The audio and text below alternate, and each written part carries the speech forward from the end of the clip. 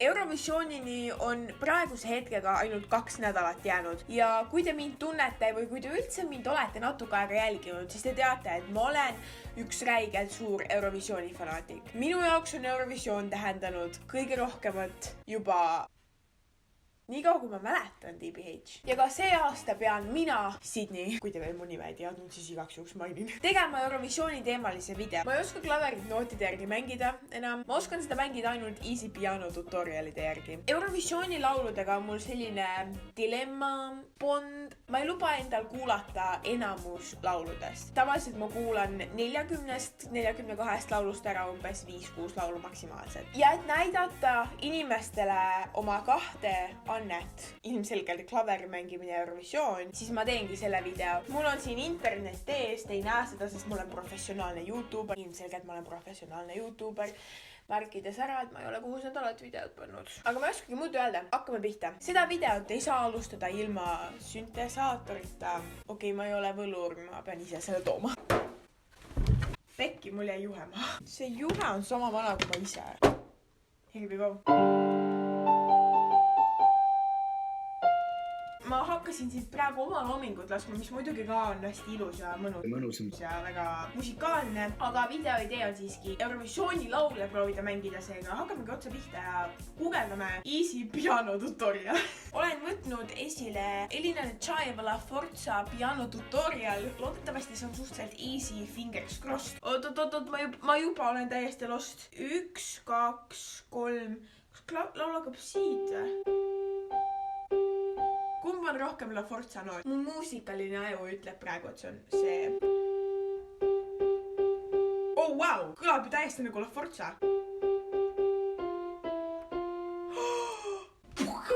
Ma olen lihtsalt nii blown away, ma juba oskangi mängida seda. Lähme edasi, vaatame, mis järgmisena tuleb. Ma juba olen nii kõik on nii, elu on ilus ja ma juba lähen Eurovisioonile klaverit mängima taustaks. Wow! Järgmise laulu näol on tegemist lauluga, millele hetkel ennustatakse nii kihlveokontorite kui ka fännide poolt esimest kohta. Selleks on Iisrael lauluga Toy ehk siis mänguasi. Hakkab, kas on see?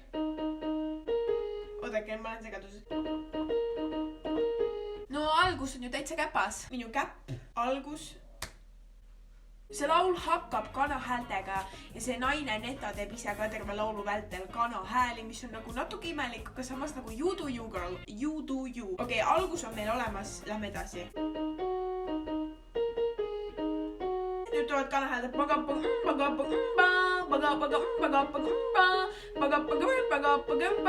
Nüüd tuleb refrään.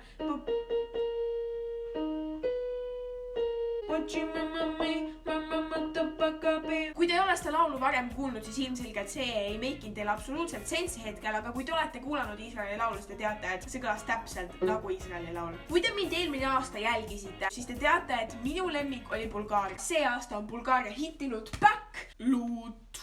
Wow, juba hakkas. Issand, ma juba olen lost.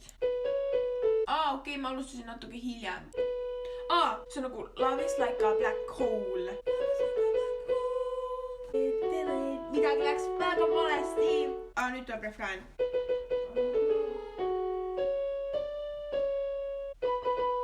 Miks sa nii kiiresti lähed? Ma ei oska nii kiiresti.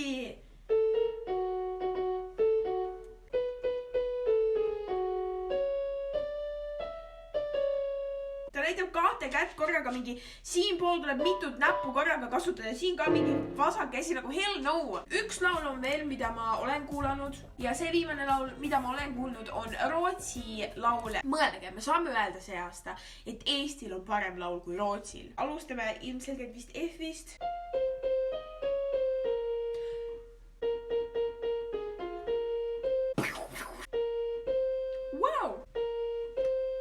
Professionaalne pianist peaks mainima. Ma oskan seda laulu juba täiuslikult, kas te näete. Benjamin Ingrosso, kuigi sa mul Instas DM-idele ei vasta, kuigi sa kunagi mu kommentaare ei laigi, kuigi sa mu e-mailidele ei vasta ja mu telefonikõnesid sa ka vastu ei võtta, siis ikkagi sa võiksid mind hitida appi, sellepärast et ilmselgelt ma oskan sinu laulu paremini, kui ma oskan enda freaking anthemit, mis on mu anthem? Nüüd tuleb kiire koht.